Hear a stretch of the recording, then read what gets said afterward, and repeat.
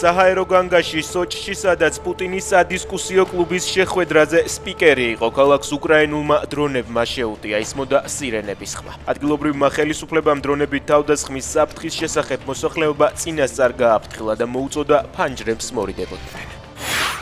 უკრაინამ ურალის მთებში აზოტის ქარხანა დრონებით დაბომბა. ქარხნის სახელოსნოში საწარმო მაცივარი აფეთქდა. სიტუაცია ნორმალურია და ქალაქს საფრთხე არ ემუქრება. განაცხადა ადგილობრივმა ხელისუფლებამ, თუმცა ადგილობრივები სოციალურ ქსელში წერენ, რომ ცაში დრონები დაინახეს, რასაც აფეთქებების სერია და ხანძარი მოჰყვა. საჰაერო სივრცეში დრონების შესაძლო არსებობის გამო მიუნხენის აეროპორტმა მუშაობა დროებით შეაჩერა. გაუქმდა 17 რეისი, შეფერხდა 3000-მდე მგზავრის ფრენა. ლაირადარის ინფორმაციით აეროპორტმა მუშაობა ადგილობრივი დროით დილის 5 საათზე განაახლა. ბოლო პერიოდში რუსული დრონების გამო მუშაობა დროებით ევროპის რამდენიმე აეროპორტმა შეაჩერა.